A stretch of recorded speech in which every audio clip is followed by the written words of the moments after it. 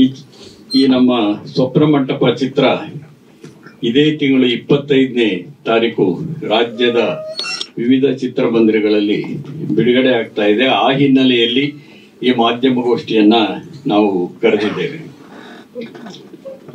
ಮೊದಲು ನಾನು ಇಲ್ಲಿ ಕೂತಿರುವಂತ ನಮ್ಮ ತಂಡದವರನ್ನ ಪರಿಚಯ ಮಾಡಿಕೊಡೋದಕ್ಕೆ ಇಷ್ಟಪಡ್ತೇನೆ. ವಿಜಯ ರಾಘವೇಂದ್ರ ಅವರು ಪರಿಚಯ ಮಾಡಬೇಕಾಗಿಲ್ಲ, ಆದ್ರೂ ಹೇಳೋದು ಔಪಚಾರಿಕ. ವಿಜಯ ರಾಘವೇಂದ್ರ ಅವರು ನಮ್ಮ ನಿರ್ಮಾಪಕರು ಎಂ ಬಾಬು ಅಂತ, ನಮ್ಮ ಸಹ ನಿರ್ದೇಶಕರು ನಟರಾಜ್ ಶಿವು ಅಂತ, ಇನ್ನೊಬ್ಬ ಸಹ ನಿರ್ದೇಶಕರು ಪ್ರವೀಣ್ ಅಂತ ಹೇಳಿ, ನಮ್ಮ ಈ ಚಿತ್ರದ ಸಂಗೀತ ನಿರ್ದೇಶಕರು ಶಮಿತಾ ಮಲ್ನಾಡ್,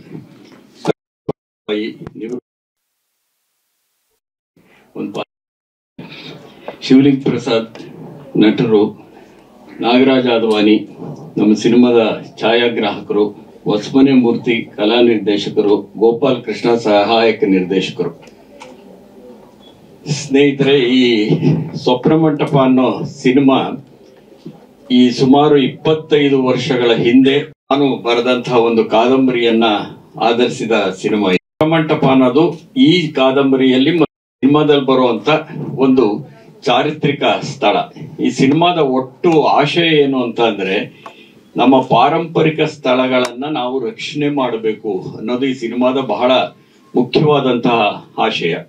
ಈ ಸಿನಿಮಾದ ನಾಯಕ ಇತಿಹಾಸವನ್ನು ವ್ಯಾಸಂಗ ಮಾಡಿದಂಥವರು, ಈ ಸಿನಿಮಾದ ನಾಯಕಿ ಸಮಾಜ ವಿಜ್ಞಾನವನ್ನು ಅಧ್ಯಯನ ಮಾಡಿ ಹಳ್ಳಿಗೆ ಒಬ್ಬ ಮೇಡಮ್ ಆಗಿ ಬರತಕ್ಕಂಥವ್ರು. ಆ ಊರಲ್ಲಿ ಒಂದು ಸ್ವಪ್ನ ಮಂಟಪ ಅಂತ ಹಳೆಯ ಒಂದು ಸ್ಮಾರಕ ಇರುತ್ತೆ. ಆ ಹಳೆಯ ಸ್ಮಾರಕ ಇದೆಯಲ್ಲ, ಅದು ಯಾಕೆ ಬಂತು, ಯಾಕೆ ಸ್ವಪ್ನ ಮಂಟಪ ಅಂತ ಹೆಸರಿಟ್ರು ಅದಕ್ಕೆ ಅನ್ನೋದನ್ನ ಚಿತ್ರದ ನಾಯಕ ಆ ಸಿನಿಮಾದಲ್ಲಿ ಹೇಳ್ತಾ ಹೋಗ್ತಾರೆ. ಆ ಹೇಳ್ತಾ ಹೋದಾಗಲೇನೆ ಆ ಹಿಂದಿನ ಕತೆ ತೆರೆದುಕೊಳ್ಳುತ್ತೆ. ನೀವೀಗ ನೋಡಿದಾಗ ರಾಜ ರಾಣಿ ಇತ್ಯಾದಿ ಎಲ್ಲ ಬರ್ತಾರಲ್ಲ, ಆ ಕಥೆಗಳೆಲ್ಲ ಬರ್ತಾ ಹೋಗುತ್ತೆ. ಆ ಸಂದರ್ಭದ ಒಳಗಡೆ ಚಿತ್ರದ ನಾಯಕ ಒಂದು ಪಾತ್ರದ ಜೊತೆ ಗುರುತಿಸ್ಕೋತಾರೆ, ನಾಯಕಿ ಇನ್ನೊಂದು ಪಾತ್ರದ ಜೊತೆ ಗುರುತಿಸ್ಕೊಳ್ತಾರೆ. ಹೀಗಾಗಿ ವಿಜಯ ರಾಘವೇಂದ್ರ ಮತ್ತು ರಂಜನಿ ರಾಘವನ್ ಅವರು ದ್ವಿಪಾತ್ರದಲ್ಲಿ ಈ ಸಿನಿಮಾದಲ್ಲಿ ಅಭಿನಯಿಸಿದ್ದಾರೆ. ಅಂದ್ರೆ ಈ ಕಾಲದ ಒಂದು ಸಾಮಾಜಿಕ ಬದುಕಿನ ವಿನ್ಯಾಸಗಳು, ಹಿಂದಿನ ಕಾಲದ ಚಾರಿತ್ರಿಕ ಸಂದರ್ಭದ ಒಂದು ಸ್ಮಾರಕಕ್ಕೆ ಸಂಬಂಧಪಟ್ಟಂತಹ ಕಥಾನಕ, ಇವೆರಡೂ ಸೇರಿದಂತಹ ಒಂದು ಕತೆ ಸ್ವಪ್ನ ಮಂಟಪ. ಅಲ್ಲಿಗೆ ಬಂದಾಗ ಅನೇಕ ಕನಸುಗಳನ್ನ ಕಟ್ಕೊಳ್ಳುವಂತ ಒಂದು ಮಾನಸಿಕ ಸ್ಥಿತಿ ಬರ್ತಾ ಇರುತ್ತೆ. ಆಕೆಗೆ ಮತ್ತು ರಾಜನ ನಡುವೆ ಅಂತ ಒಳ್ಳೆ ಸಂಬಂಧ ಇರೋದಿಲ್ಲ, ಯಾಕೆಂದ್ರೆ ವಯಸ್ಸಿನ ಅಂತರ ಇರುತ್ತೆ, ಯುದ್ಧದಲ್ಲಿ ಗೆದ್ದು ಬಂದಿರ್ತಾನೆ ಅದನ್ನ.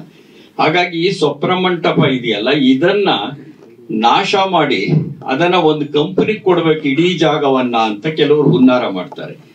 ಆ ಸಂದರ್ಭದ ಒಳಗಡೆ ಚಿತ್ರದ ನಾಯಕ ಮತ್ತು ನಾಯಕಿ ಇಬ್ರು ಸೇರಿ ಜನಗಳನ್ನ ಜಾಗೃತಿ ಮಾಡಿ ಆ ಸ್ವಪ್ನ ಮಂಟಪವನ್ನ ಒಂದು ಪಾರಂಪರಿಕ ಸ್ಥಳ ಇದಿರಬೇಕು ಅಂತ ರಕ್ಷಿಸಿಕೊಳ್ತಾರೆ. ಇದು ಕಥೆಯ ಒಂದು ಸ್ಥೂಲವಾದಂತಹ ಹಂದ್ರ. ಇದು ಈ ಅಂದ್ರೆ ನಮ್ಮಲ್ಲಿ ಇದನ್ನ ನಾನು ಬರೆದಾಗ ಜಾಗತೀಕರಣ ಕಾಲಿಟ್ಟ ಕಾಲ ಅದು. ಆ ಜಾಗತೀಕರಣ ಕಾಲಿಟ್ಟ ಕಾಲದ ಒಳಗಡೆ ಈ ಮುಕ್ತ ಆರ್ಥಿಕ ಪದ್ಧತಿಯಿಂದ ಏನೆಲ್ಲ ಆಯ್ತು ಅಂತ ಹೆಚ್ಚು ವಿವರಿಸಬೇಕಾಗಿಲ್ಲ.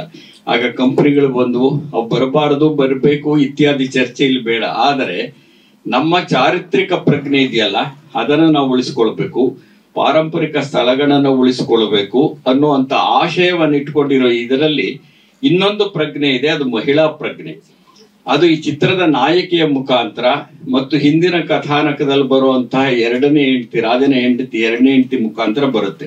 ಹೀಗಾಗಿ ಮಹಿಳಾ ಪ್ರಜ್ಞೆ ಮತ್ತು ಚಾರಿತ್ರಿಕ ಅಥವಾ ಇತಿಹಾಸದ ಪ್ರಜ್ಞೆ ಇವೆರಡೂ ಸೇರ್ಕೊಂಡಿರುವಂತ ಒಂದು, ಎರಡನ್ನು ಸೇರಿಸಿರುವಂತ ಮಿಲನಗೊಂಡಿರ್ತಕ್ಕಂಥ ಒಂದು ಕಥಾನಕವನ್ನ ಇದ್ರ ಮುಖಾಂತರ ನಾವು ಕೊಡ್ತಿದ್ದೇವೆ. ಮತ್ತು ಇದನ್ನ ಸಾಧ್ಯವಾದಷ್ಟು ಜನಗಳಿಗೆ ಹೆಚ್ಚು ತಲುಪಬೇಕು ಅನ್ನುವಂಥ ಶೈಲಿಯಲ್ಲಿಯೇ ನಾನು ನಿರೂಪಿಸ್ತಾ ಬಂದಿದ್ದೇನೆ.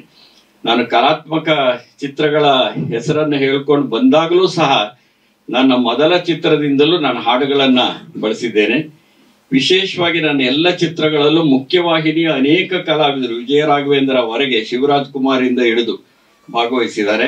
ಹಾಗಾಗಿ ನಮ್ಮ ಸಿನಿಮಾ ಇದೆಯಲ್ಲ, ಅದು ಜನಗಳಿಗೆ ಮುಟ್ಟಬೇಕು ಅನ್ನೋದು ಬಹಳ ಮುಖ್ಯವಾದ್ದು. ಈ ಸಿನಿಮಾ ಮಾಡುವಾಗ ನಾನು ಅಗತ್ಯವಾಗಿ ನಮ್ಮ ನಿರ್ಮಾಪಕರನ್ನ ಜ್ಞಾಪಿಸ್ಕೊಳ್ಬೇಕು. ನಾನು ಸಾಮಾನ್ಯವಾಗಿ ಏನ್ ಮಾಡ್ತೀನಿ ಅಂದ್ರೆ, ಯಾರಾದ್ರೂ ನಿರ್ಮಾಪಕರು ಬಂದಾಗ ಸಂಭಾವನೆ ಕೇಳೋದಿಲ್ಲ, ಸ್ವಾತಂತ್ರ್ಯ ಕೇಳ್ತೀನಿ. ನೀವು ಸ್ವಾತಂತ್ರ್ಯ ಕೊಡೋದಾದ್ರೆ ಮಾತ್ರ ನಾನು ಸಿನಿಮಾ ಮಾಡ್ತೀನಿ ಅಂತ. ಆ ಎಲ್ಲ ಸ್ವಾತಂತ್ರ್ಯವನ್ನ ಅವರು ಕೊಟ್ಟಿದ್ದಾರೆ. ಮತ್ತು ವಿಜಯ ರಾಘವೇಂದ್ರ ಅವರು ಬಹಳ ಸೊಗಸಾಗಿ ಅಭಿನಯಿಸೋದಷ್ಟಲ್ಲ, ಸೊಗಸಾಗಿ ಸಹಕಾರ ನೀಡಿದ್ದಾರೆ. ಈ ಮುಖ್ಯವಾಹಿನಿ ಕಲಾವಿದರುಗಳು ಸಹಕಾರ ನೀಡೋದು ಇದೆಯಲ್ಲ, ಅದೊಂದು ವಿಶೇಷ ಅಂತಲೇ ನಾನು ಭಾವಿಸ್ಕೊಂಡಿದ್ದೇನೆ. ತುಂಬಾ ಸಹಕಾರ ನೀಡಿದ್ದಾರೆ, ಚೆನ್ನಾಗಿ ಅದ್ಭುತವಾಗಿ ಅಭಿನಯ ಮಾಡಿದ್ದಾರೆ. ರಂಜಿನಿ ರಾಘವನ್ ಸಹ ಅವರು ಬರ್ಬೇಕಾಗಿತ್ತು ಇವತ್ತು. ರಂಜಿನಿ ರಾಘವನ್ ಅವರು ನಿರ್ದೇಶಕರಾಗಿರೋದ್ರಿಂದ, ಅವ್ರ ಚಿತ್ರದ ಚಿತ್ರೀಕರಣದಲ್ಲಿ ತೊಡಗಿರೋದ್ರಿಂದ ಬರಕ್ ಆಗ್ತಾ ಇಲ್ಲ. ನಮ್ಮ ಎಲ್ಲ ಕಲಾವಿದರು, ತಂತ್ರಜ್ಞರು ನನಗೆ ನೀಡಿರುವಂತಹ ಸಹಕಾರವನ್ನು ಈ ಸಂದರ್ಭದಲ್ಲಿ ಜ್ಞಾಪಿಸ್ಕೊಳ್ತಾ, ಮಾಧ್ಯಮದ ಮಿತ್ರರು, ನಮ್ಮ ಸಿನಿಮಾಕ್ಕೆ ಇಲ್ಲಿವರೆಗೆ ಬಹುಶಃ ನಾನು ಪತ್ರಿಕಾಗೋಷ್ಠಿ ಮಾಡಿ ಅಭ್ಯಾಸ ಇರೋನಲ್ಲ, ನಿಜ ಹೇಳೋದಾದ್ರೆ ಮಾಧ್ಯಮಗೋಷ್ಠಿ ಮಾಡಿ ಇರೋನಲ್ಲ. ನಾನು ಸುಧೀಂದ್ರ ವೆಂಕಟೇಶ್ ಅವ್ರಿಗೆ ಒಂದಷ್ಟು ಸುದ್ದಿ ಕಳಿಸ್ತೀನಿ, ಅವ್ರ ಪತ್ರಿಕೆ ಕಳಿಸ್ತಾರೆ.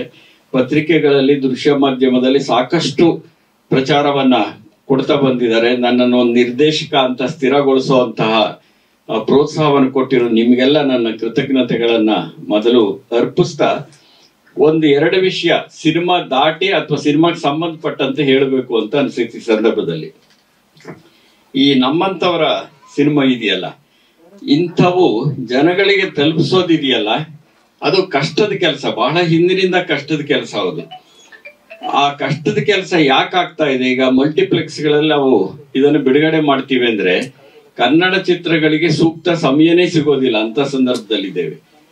ಅದರ ಪ್ರವೇಶ ದರ ಬೇರೆ ಜಾಸ್ತಿ, ಅದನ್ನ ಕಡಿಮೆ ಮಾಡ್ತೀವಿ ಅಂತ ಮುಖ್ಯಮಂತ್ರಿಗಳು ನಾನೇ ಒಂದು ಸಮಾರಂಭದಲ್ಲಿ ನಾನೇ ಪ್ರಸ್ತಾಪ ಮಾಡಿದಾಗ ಅದನ್ನು ಒಪ್ಕೊಂಡಿದ್ರು. ಈಗ ಮಾಡಿದ್ದಾರೆ, ಆದ್ರೆ ಜಾರಿಗೆ ಬಂದಿಲ್ಲ. ಅದು ಒಂದ್ ಕಡೆ. ಇನ್ನೊಂದು, ಈ ರೀತಿಯ ಚಿತ್ರಗಳನ್ನ ಜನಗಳಿಗೆ ತಲುಪಿಸ್ಬೇಕಾದ್ರೆ ನಾವು ನಗರಗಳಲ್ಲಿ ಇರ್ತಕ್ಕಂಥ ಬರೀ ಮಲ್ಟಿಪ್ಲೆಕ್ಸ್ ಗಳನ್ನ ನಂಬ್ಕೊಂಡಿದ್ರೆ ಸಾಲದು. ಹೀಗಾಗಿ ನಾನು ಏನ್ ಮಾಡಿದೆ, ನನ್ನ ನಿರ್ದೇಶನದ ಅನೇಕ ಸಿನಿಮಾಗಳನ್ನ ಸಮುದಾಯದತ್ತ ಸಿನಿಮಾ ಎನ್ನುವ ಪರಿಕಲ್ಪನೆಯಲ್ಲಿ ಚಿತ್ರಯಾತ್ರೆಯನ್ನ ಮಾಡಿ ರಾಜ್ಯದ 100 ಊರುಗಳಲ್ಲಿ ಅದರ ಪ್ರದರ್ಶನ ಮಾಡಿದ್ವಿ. ಅಂದ್ರೆ ಮೊದಲೇ ನಮ್ಮ ಸ್ನೇಹಿತರು ಕೂಪನ್ ಮಾಡಿ ಅದನ್ನ ಮಾರಾಟ ಮಾಡಿ, ಹೇಗೆ ಇಲ್ಲಿ ಚಿತ್ರಮಂದಿರದಲ್ಲಿ ಬಿಡುಗಡೆ ಆಗುತ್ತೋ ಹಾಗೆ ನಾನು ಪರ್ಯಾಯ ಬಿಡುಗಡೆ ಅಂತಲೇ ಒಂದು ಮಾಡಿದ್ದುಂಟು. ಇದು ಆ ಪರ್ಯಾಯ ಬಿಡುಗಡೆಯ ಮುಖಾಂತರವಾಗಿ ಈ ರಾಜ್ಯದ ಅನೇಕ ಊರುಗಳಿಗೆ ನಮ್ಮ ಸಿನಿಮಾಗಳನ್ನ, ನನ್ನ ನಿರ್ದೇಶನ ಸಿನಿಮಾಗಳನ್ನ ನಾವು ತಲುಪಿಸಿದ್ದೇವೆ. ಅದರ ಬಗ್ಗೆ ಚರ್ಚೆ ಮಾಡಿದ್ದೇವೆ. ಅದು ಎಲ್ರಿಗೂ ಎಲ್ಲ ಕಾಲಕ್ಕೂ ಸಾಧ್ಯವಾಗುವಂತದ್ದು ಅಲ್ಲ ಅದು. ಆದ್ರೆ ಈ ಸಿನಿಮಾಕ್ಕೆ ನಮ್ಮ ನಿರ್ಮಾಪಕರು ಮನಸ್ಸು ಮಾಡಿ ಬಿಡುಗಡೆಯ ಭಾಗ್ಯವನ್ನ, ಈ ಭಾಗ್ಯಗಳ ಸಂದರ್ಭದಲ್ಲಿ ಇದೀವಲ್ಲ ನಾವು, ಹಾಗಾಗಿ ನನ್ನ ಸಿನಿಮಾಕ್ಕೂ ಇವಾಗ ಇದೊಂದು ಮುಖ್ಯ ಚಿತ್ರಮಂದಿರಗಳಲ್ಲಿ ಬಿಡುಗಡೆಯ ಭಾಗ್ಯ ದೊರಕ್ತಾ ಇದೆ. ಆದ್ರೆ ಸರ್ಕಾರ ಏನ್ ಮಾಡ್ಬೇಕು ಅಂತ ಅಂದ್ರೆ ಮಿನಿ ಚಿತ್ರಮಂದಿರಗಳನ್ನ ನಿರ್ಮಾಣ ಮಾಡಬೇಕು ಅನ್ನೋದು ಬಹಳ ದಿನಗಳ ನನ್ನ ಒತ್ತಾಯ. ಇದನ್ನ ಒಂದು ಸಮಾರಂಭದಲ್ಲಿ ಮುಖ್ಯಮಂತ್ರಿಗಳ ಎದುರಿಗೇನೆ ನಾನು ಭಾಷಣ ಮಾಡ್ತಾ ಹೇಳಿದಾಗ ಬಹಳ ಸ್ಪಷ್ಟವಾಗಿ ಅವ್ರ ಆಶ್ವಾಸನೆ ಕೊಟ್ಟರು, ಈ ಬಜೆಟ್ಗಿಂತ ಮುಂಚೆ ಮಾಡೇ ಮಾಡ್ತೀವಿ ಅಂತ. ನನ್ನ ಒತ್ತಾಯ ಏನಾಗಿತ್ತು ಅಂದ್ರೆ, ಬಹಳ ಹಿಂದೆ ಈ ಮಿನಿ ಚಿತ್ರಮಂದಿರ, ಜನತಾ ಚಿತ್ರಮಂದಿರ ಅಂತ ಕರೀತಿದ್ರು, ಮಾಡೋದಾದ್ರೆ ಸರ್ಕಾರ 50 ಲಕ್ಷ ರೂಪಾಯಿ ಸಹಾಯಧನ ಕೊಡುತ್ತೆ, ಉಳಿದಿದ್ ನೀವು ಹಾಕೊಂಡು ಮಾಡಬಹುದು ಖಾಸಗಿಯವರು ಅಂತ ಹೇಳಿದ್ರು. ಅದು ಜಾರಿಗೆ ಬರಕ್ ಆಗ್ಲೇ ಇಲ್ಲ. ಆದ್ರೆ ನನ್ನ ಒತ್ತಾಯ, ಸರ್ಕಾರ ಈ ತರದ ಚಿತ್ರಗಳಿಗೆ ಬಿಡುಬಿದ್ದಾಗ ಎಲ್ಲಾ ರೀತಿಯ ಕನ್ನಡ ಚಿತ್ರಗಳಿಗೆ ಉಪಯೋಗ ಆಗಿ ಪ್ರತಿ ಜಿಲ್ಲಾ ಕೇಂದ್ರದಲ್ಲೂ ಪ್ರಾಯೋಗಿಕವಾಗಿ ಒಂದೊಂದು ಮಿನಿ ಚಿತ್ರಮಂದಿರವನ್ನ ನಿರ್ಮಾಣ ಮಾಡಬೇಕು. ಅದು 100 ರೂಪಾಯಿಗಿಂತ ಹೆಚ್ಚು ಪ್ರವೇಶ ದರ ಇರಬಾರದು, 150ಕ್ಕಿಂತ ಹೆಚ್ಚು ಸೀಟ್ಗಳು ಇರಬಾರದು.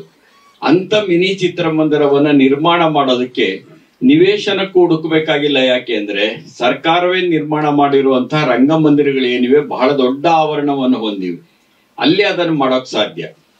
ಪ್ರತಿ ಜಿಲ್ಲಾ ಕೇಂದ್ರದಲ್ಲಿ ಒಂದೊಂದು 150 ಸೀಟ್ಗಳಿರುವಂತ 100ಕ್ಕಿಂತ ಹೆಚ್ಚು ಪ್ರವೇಶ ದರ ನಿಗದಿ ಮಾಡ್ತಿರಕ್ಕಂತ ಮಿನಿ ಚಿತ್ರಮಂದಿರಗಳನ್ನ ನಿರ್ಮಾಣ ಮಾಡಿದ್ರೆ ಈ ಪ್ರಯೋಗಾತ್ಮಕ ಚಿತ್ರಗಳ ಜೊತೆಗೆ ಮುಖ್ಯವಾಹಿನಿ ಚಿತ್ರಗಳಿಗೂ ಒಂದು ಅವಕಾಶ ಸಿಗ್ತಾ ಹೋಗುತ್ತೆ. ಕನ್ನಡ ಚಿತ್ರರಂಗದಲ್ಲಿ ಜನ ನೋಡಲ್ಲ ಅನ್ನೋದಲ್ಲ, ಜನಗಳ ಹತ್ರ ನಾವು ತಗೊಂಡೋಗ್ಬೇಕಾಗಿದೆ ಇವತ್ತು ಸಿನಿಮಾಗಳನ್ನ. ಈ ಮಾತನ್ನ ನಿಮ್ಮ ಮುಖಾಂತರವಾಗಿ ನಾನು ಮತ್ತೊಮ್ಮೆ ಒತ್ತಾಯ ಮಾಡ್ತೇನೆ. ಯಾಕೆಂದ್ರೆ ಆಶ್ವಾಸನೆ ಕೊಟ್ಟ ಮುಖ್ಯಮಂತ್ರಿಗಳು ಬಜೆಟ್ ಅಲ್ಲಿ ಅದನ್ನು ಸೇರಿಸ್ಲಿಲ್ಲ. ನನಗ್ ಗೊತ್ತಾದ ಮಟ್ಟಿಗೆ ಅವರು ಬಜೆಟ್ಟಿನ ಚರ್ಚೆಯಲ್ಲಿ ಮುಖ್ಯಮಂತ್ರಿಗಳು ಈ ವಿಷಯವನ್ನು ಎತ್ತಿದ್ರು, ಈ ತರ ಆಶ್ವಾಸನೆ ಕೊಟ್ಟಿದ್ದೀವಿ ಅಂದ್ರು. ಆದ್ರೆ ಯಾರು ಕೊಕ್ಕೆ ಹಾಕಿದ್ರು ಅಂತ ಗೊತ್ತಿಲ್ಲ, ಅದು ಹಾಗೆ ನಿಂತೋಗ್ಬಿಡ್ತು. ಅದು ಮತ್ತೊಮ್ಮೆ ತಮ್ಮ ಮುಖಾಂತರವಾಗಿ ಒತ್ತಾಯ ಮಾಡಕ್ಕೆ ಇಷ್ಟಪಡ್ತೀನಿ ಸರ್ಕಾರವನ್ನ. ಪ್ರತಿ ಜಿಲ್ಲಾ ಕೇಂದ್ರದಲ್ಲಿ ಒಂದೊಂದು ಮಿನಿ ಚಿತ್ರಮಂದಿರ ನಿರ್ಮಾಣ ಮಾಡೋದ್ರ ಮುಖಾಂತರವಾಗಿ ಕನ್ನಡ ಚಿತ್ರರಂಗದಲ್ಲಿ ಬರುವಂತ ಎಲ್ಲ ಮಾದರಿಯ ಚಿತ್ರಗಳಿಗೆ, ವಿಶೇಷವಾಗಿ ಈ ಪ್ರಯೋಗಾತ್ಮಕ ಪರ್ಯಾಯ ಚಿತ್ರಗಳಿಗೆ ಅವಕಾಶ ಮಾಡಿಕೊಡ್ಬೇಕು ಅನ್ನೋದು ಈ ಮಾತನ್ನ ಹೇಳ್ತಾ, ಈ ಸಂದರ್ಭದ ಒಳಗಡೆ ನಮ್ಮ ಚಿತ್ರಗಳು ಅಂತಲ್ಲ, ಅಂದ್ರೆ ಪ್ರತಿ ವಾರ ಒಂದು 2 ತಂಡಗಳಾದ್ರೂ ಇದೇ ವೇದಿಕೆ ಮೇಲೆ ಕೂತ್ಕೊಂಡು, ಅದೇ ನಾನು ಕಲಾತ್ಮಕ ಚಿತ್ರಗಳಿಗೆ ಆದ್ಯತೆಯನ್ನ ಕೊಡ್ತಾ ಎಲ್ಲ ರೀತಿಯ ಚಿತ್ರಗಳು ಅಂತ ಹೇಳಿದೆ. ಆಮೇಲೆ ನಾನು ವ್ಯಾಪಾರಿ ಅನ್ನೋ ಪದ ಬಳಸಲ್ಲ, ಮುಖ್ಯವಾಹಿನಿ ಚಿತ್ರಗಳು ಅಂತ ಕರಿತೀನಿ. ಎಲ್ಲ ಚಿತ್ರಗಳು ಕನ್ನಡ ಸಿನಿಮಾಗಳು, ಒಬ್ಬೊಬ್ಬರು ಒಂದೊಂದು ಶೈಲಿಲಿ ಮಾಡ್ತಾರೆ.